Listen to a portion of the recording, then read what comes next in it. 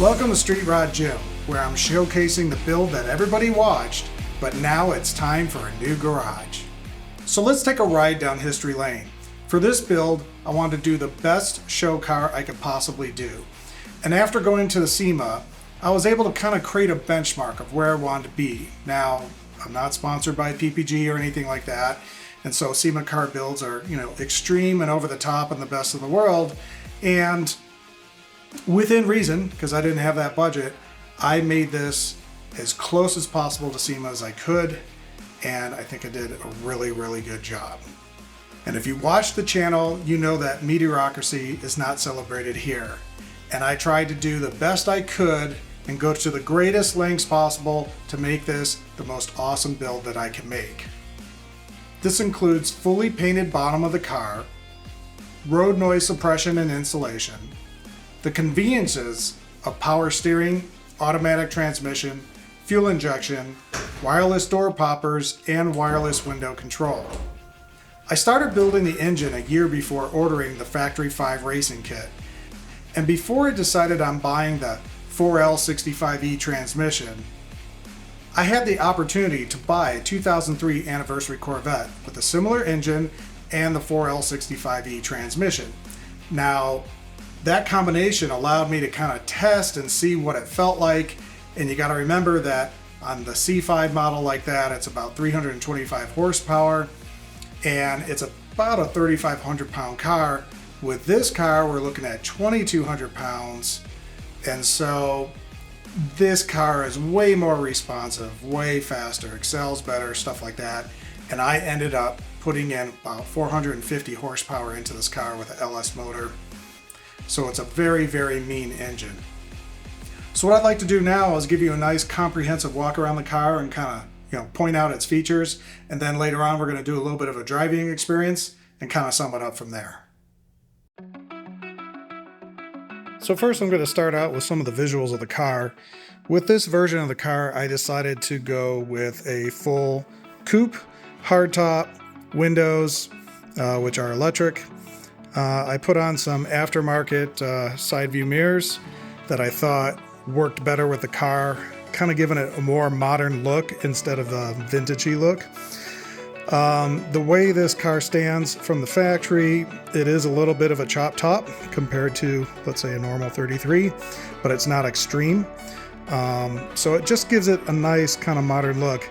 I went with the individual fenders instead of the step board. So it, again, gives you a more modern look. The grille is actually polished and sealed in shark hide, so you don't have to worry about polishing it all the time. So that's one nice feature that I had done. The official color of this is a BMW Protonic Blue. This is what you'll find on their exotic cars, like an i8 type thing. I believe this is metallic gray or magnetic gray, which I believe is technically a Nissan color. And the way that we found that is I actually bought the wheels first, which are actually badged Factory 5. And we use, they have a little unit that you scan the color and it will tell you what color it is. And so I matched all the rest of the car, the firewall and such are all in the same exact color, so it matches the wheels. I also have a extended hood. I had to have that because of the mid-rise intake that I have for the Holly underneath. That's the only way it was going to fit. And so because of that, there's nowhere on this hood to put your hood linkage to hold the hood open. So I manually have it in the back. I pull it around, pop it in when I need to. As you can see, the doors are shaved. There's no door handles on the outside of the door. Everything is via remote. And so the doors will pop and just the driver's window will go down in case you have some kind of failure. You could roll the window down and actually unlock the car. The two back fenders are actually coated, PPF coating, because every once in a while you might get a stone nick or whatever driving down the road. I've also extended the fenders. You can see a little extra mud flap down there to try to prevent that as much as possible. That's really the only area of the car that I was really worried about. And so I had that covered with the special healing. In the back here, you can see we have our hood prop. I have some signage which shows that the whole bottom of the car has been match color painted. It has two different lizard skins. We have the sound and then we have the heat. And then also it's finished up with a tinted Raptor bed liner. So it's super hard stuff. And the whole bottom of the car is like that. So you can see that here. One thing that I've changed since is I don't have a chrome pan anymore. It's black.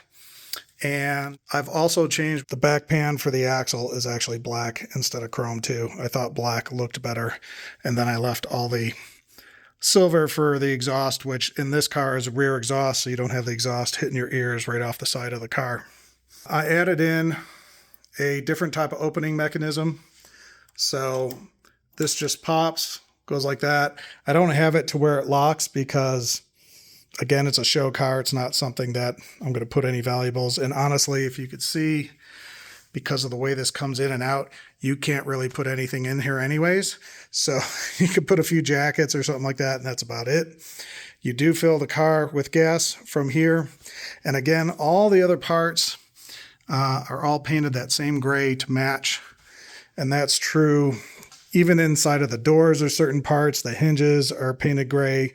The dash itself, you could probably see there, is painted gray. So that is the two-tone, if you will, the car.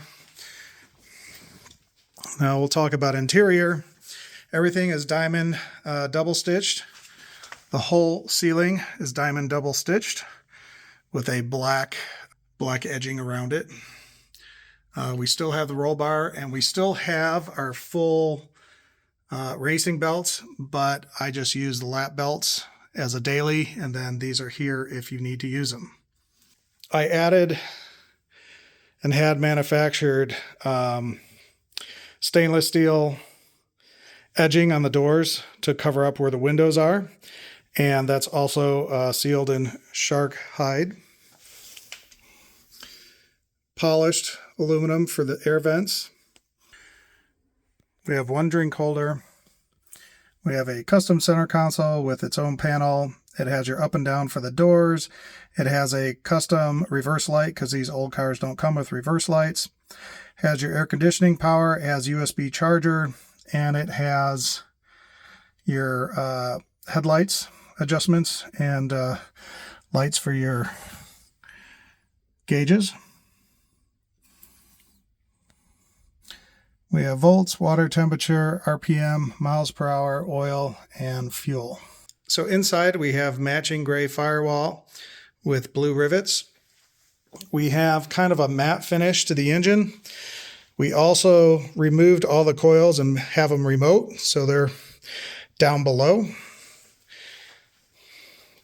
Technically, the car is actually about 373 or 372 cc's. It's basically a 6-liter that's been bored out 30 over. And when you add that all up, it's 370 something. But this is one of the cooler looking valve covers. So that's what I put on there. We have a Holley mid-rise fully fuel injection system with a Terminator X computer. And we have the matching blue intake. We have a full Eddy Motorsports S-Drive system, which is all polished aluminum, but sealed so you don't have to polish it. It doesn't tarnish on its own.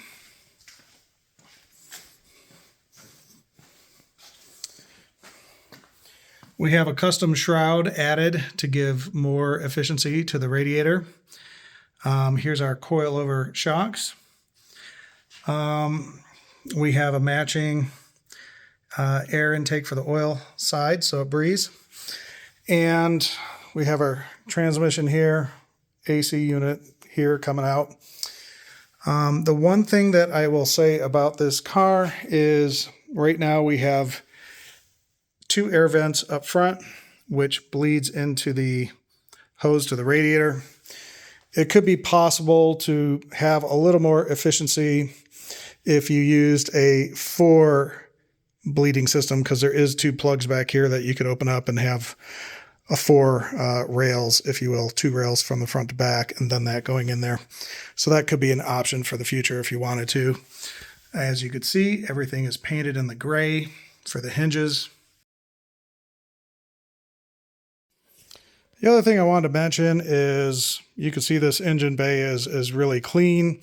It's not flawless right now. It could be cleaned up a little bit more, but I didn't clean this up for this video. This is how fresh, new this car is, ready to go. It is pretty much immaculate. And the computer itself, which is mounted right in the center behind the dash, it has its own remote control and LED screen that you could program stuff with. You could also use that on a computer and download different programs. So when we originally programmed this engine, we had a laptop in the car hooked up to that port, and we did all the dialing in and everything. And then we made a few different programs. And so I made some programs to where, let's say I got 100% on my computer and the car is ripping, but I want to take it in for service. I'm going to dumb that down to 20% because I don't want any accidents to happen because this car is so fast. So if someone's pulling it on to get, let's say, the wheels aligned or something like that, they only have 20% throttle. And just to give you an idea, if you watch the clip that I'm going to play right now, this was dumbed down to, I think, 20%. The car's still hauling ass and taking off and spitting rocks at 20%. So just imagine what 100% is. You know, I don't really want to take my car into service, with them. And basically all we're doing is programming how much percentage of the pedal is allowed, or maybe a modifier on the pedal. So if you put it all the way down, it's only going 20%. So that gives you an idea of what we're doing. One other thing I want to mention is there is some PPF here, just so when people bring their ankles in, they're not. I notice with the passengers, even though if I tell them, don't drag your ankles, they hit their ankles no matter what. So I put the PPF on there. So you have 2 vents. The other thing that people ask is, how tall can you be to be sitting in this car pretty well? And, we definitely have some room. My upper torso is probably similar to someone that's like 5'10". So people that are 6 foot, they said they had no problems in here. But when you're looking out, you can't, like if you pull up on a street light, you can't see the lights. So they make a prism thing that you could put here so you could see like green or red that they used to do in the cars back in the day. I never did that because I just make sure I'm not right up on the light and then I could see. But sometimes you will be ducking down. You have a rear view mirror, which you can see pretty well. And then I use my mirrors not necessarily for cars and stuff, but to get in and out of my garage so I could see if I'm hitting the wall or not and where my fender is. You can see that we only have 857 miles on the car. I would say 500 of that was before the car was even painted in test mode. And we just have a few hundred since it's been blue.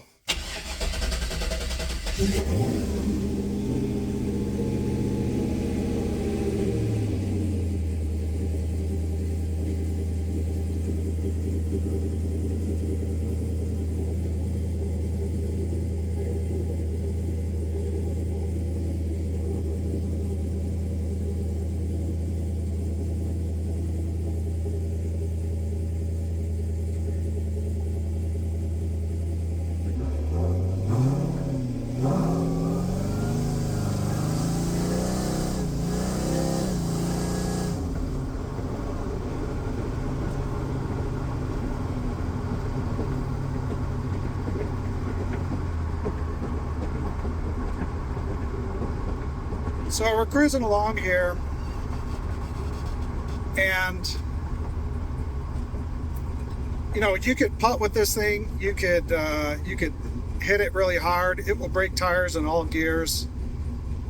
It's when I'm hitting the gas, I'm pushing maybe quarter to half inch. When you hear me flying, I'm barely touching the pedal.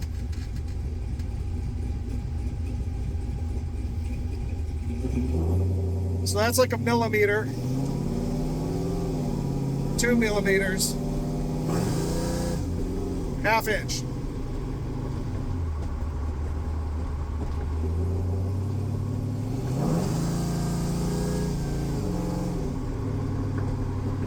We got many inches to go.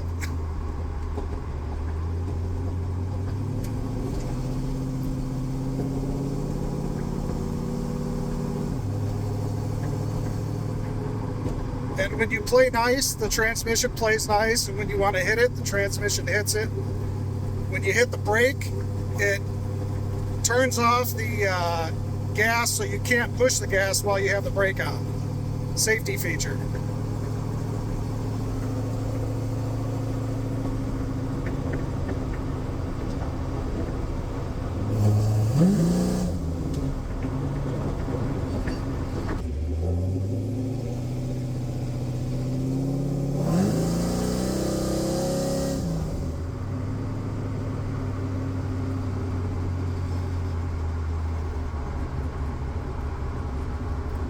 I mean, that's barely touching it, and it just goes.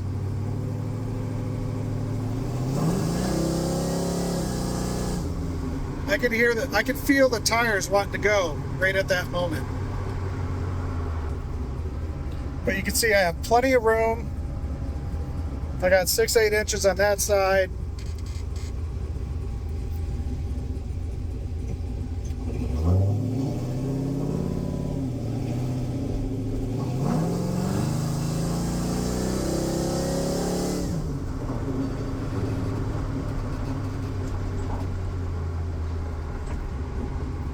You can also hear it's not too squeaky when I'm driving on the road. It's very very solid. I did well with the insulation. It's still a loud car engine wise.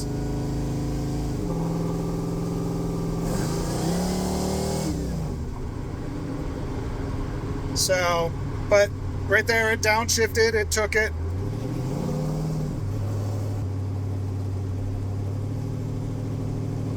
Very smooth. Oh, I mean, it is a sports suspension. I have thin wall tires, so it's a rougher ride than normal, but it's still a cush ride, and it just sounds amazing.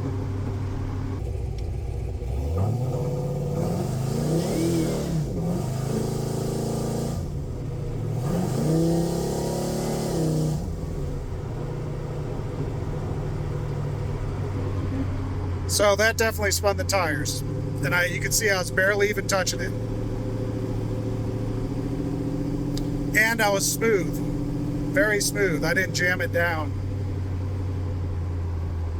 I could smell the rubber. So I just came back from the ride, so you'll hear some tinking and clinking from the engine cooling off and some of the metal.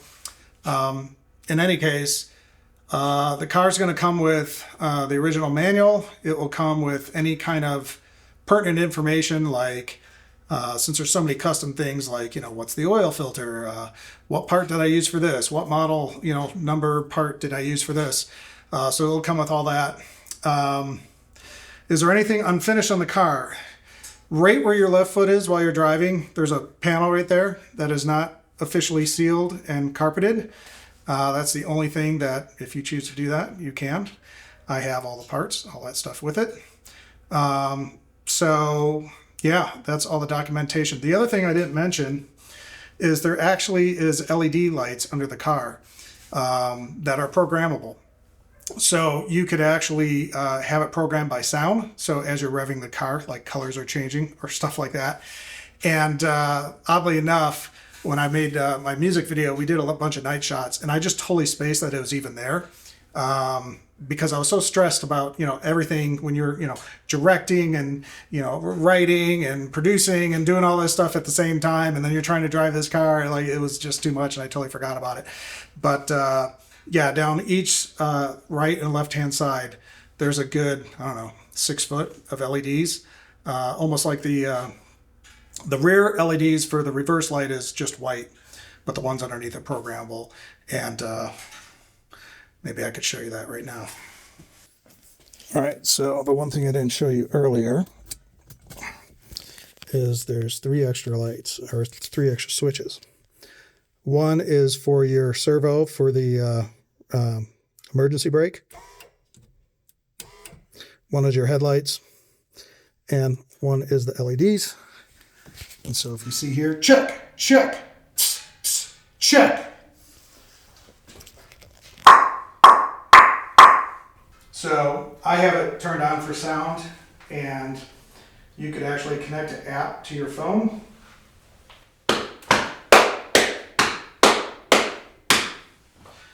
And that you could program it to do whatever you want. Red, blue, multiple colors. So yeah, it's kind of a cool feature. The car comes with 2 wireless key fobs and also 2 keys. It also has a bunch of safety features, which I'm not going to list because kind of defeats the purpose of a safety feature. It has multiple safety features, and they were not part of the build either when I filmed all the videos on this car. I specifically left that stuff off for safety concerns. So there's plenty of features built into the car. So if you're interested in taking what was living vicariously by watching videos and actually bringing it into reality in your garage, you could contact me through an email address that's associated with this YouTube account, and I'll show you where that is.